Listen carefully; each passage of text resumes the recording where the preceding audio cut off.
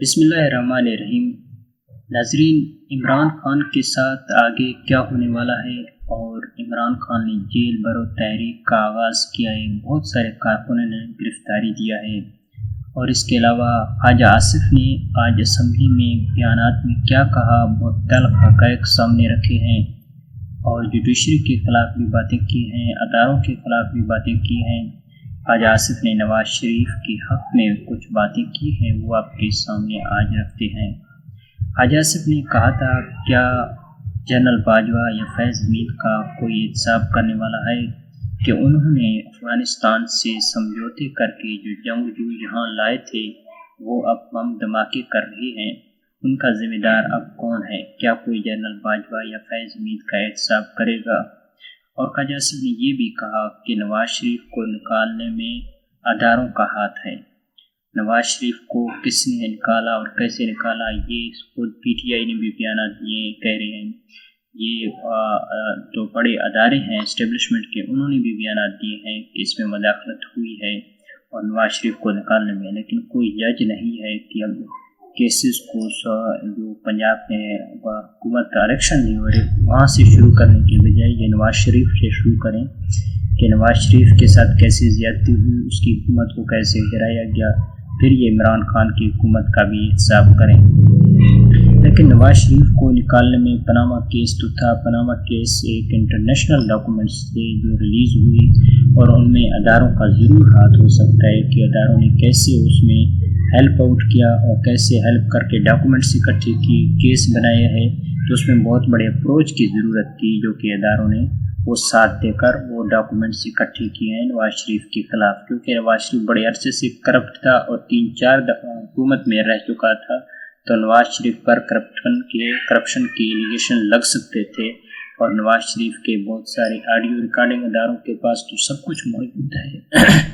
اداروں کے پاس تو سب کچھ موجود ہے، اس لیے اداروں نے ان کو ڈاکومنٹ کی شکل میں لایا تھا۔ اور عمران خان نے جو جیل بھرو تحریک شروع کیا ہے، اب یہ جو کیس لگا ہے اس کے 2 ججز پر بھی نون لیگ اور پیپلز پارٹی کو اعتراض ہے، مظاہر علی اکبر نقوی اور جسٹس اعجاز الاحسان، کیونکہ انہوں نے کہا تھا کہ یہ پی ٹی آئی کے حق میں فیصلے دیتے رہے ہیں، اس لیے ہم ان کو ان کیسز میں نہیں سمجھتے کہ یہ انصاف کریں گے، اس لیے ان 2 ججز کو یہ اس بینچ سے الگ کیا جائے تاکہ یہ صاف اور فیئر ٹرائل ہو سکے۔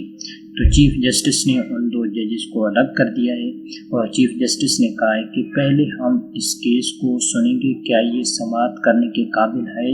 یا نہیں، اس کے بعد ہم دیکھیں گے کہ کیا اس پر کیا قانونی ہے کیا غیر قانونی ہے، اور صدر نے جو حکم جاری کیا ہے کیا اس کی بھی کوئی حیثیت ہے یا نہیں ہے، کیا قانون اور آئین کی نظر میں اس کی کیا حیثیت ہے کہ صدر نے اپنے اختیارات سے تجاوز تو نہیں کیا۔ تو اس کے بعد جو چیف جسٹس تھے انہوں نے یہ بھی کہا تھا کہ ہم یہ بھی دیکھیں گے جو اسمبلیاں تحلیل کی گئی تھی کے پی کے اور پنجاب کی، کیا وہ بھی قانونی ہیں یا نہیں ہیں۔ اور آج خواجہ آصف نے بھی کہا تھا کہ جو اسمبلیاں تحلیل کی گئی تھیں ان کو دیکھنا چاہیے کہ کیا وہ عوام کی ضرورت تھی تحلیل کرنا یا وہ سیاسی بنیادوں پر تحلیل کی گئی تھی۔ لیکن یقیناً اس صورتحال میں جس میں ملک جس صورتحال سے گزر رہا ہے، اس صورتحال میں اسمبلیوں کو ڈیزالو کر کے ایک اسٹیبل گورنمنٹ لانے کی ضرورت تھی۔ ایک طرف سے پی ڈی ایم ایک ملا جلا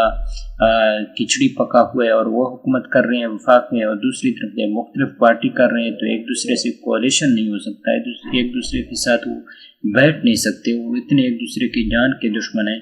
تو وہ ایک دوسرے کے ساتھ معاملات نہیں چلا سکتے، تو پھر ملک ڈیفالٹ کی طرف جائے گا اور حالات اچھی طریقے سے نہیں چل سکتے۔ تو اس لیے عمران خان نے یہ فیصلہ کیا تھا، لیکن یہ ججز صاحب خود دیکھیں گے اور ان کے مطابق ہی فیصلہ کریں گے کہ کیا یہ جائز تھا یا ناجائز تھا۔ اور اس کے علاوہ جو عمران خان کرنا چاہتے ہیں، عمران خان کے ساتھ پرویز الہی مل گیا ہے، پرویز الہی نے عمران خان کو پہلے بھی ڈستا رہا ہے اور اب یہ بعد میں بھی عمران خان کو ڈستا رہے گا، جس طرح اس نے پہلے عمران خان کو مجبور کیا تھا کہ عمران خان نے کہا تھا استعفیٰ دے دیں تو یہ استعفیٰ نہیں دے رہے تھے، اور اس کو جب لایا جا رہا تھا، جب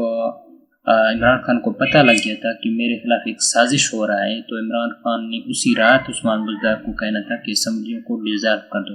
لیکن اس سے پہلے پرویز الہی نے نون لیگ والوں کو بتا دیا کہ اسمبلیاں ڈیزالو کرنے والے ہیں، آپ تحریک عدم اعتماد جمع کروائیں، نو کانفیڈنٹ۔ تو اس لیے انہوں نے رات کے پہرے میں ہی نو کانفیڈنٹ جمع کر دیا تھا، تو عثمان بزدار اسمبلیاں تحلیل نہیں کر سکے وقت پر۔ تو اگر وقت پر وہ تحلیل کر دیتا دونوں اسمبلیاں تو پھر حالات کچھ اور ہوتے، لیکن وقت سے پہلے پرویز الہی نے ایسا کام کیا کہ تحریک عدم اعتماد جو جمع کیا گیا عثمان بزدار کے خلاف، تو پھر عثمان بزدار اسمبلی تحلیل نہیں کر سکتا تھا۔ تو اس لیے اس سے بھی جو عمران خان کی ناکامی کا وجہ یہ بھی بنا ہے کہ پرویز الہی بھی بنے، اور آگے کیا یہ امید ہم نہیں رکھ سکتے کہ پرویز الہی اس میں کامیابی کے ساتھ عمران خان کے ساتھ چلیں گے، یہ الٹا عمران خان کو نقصان پہنچانے کے لیے آئے ہیں۔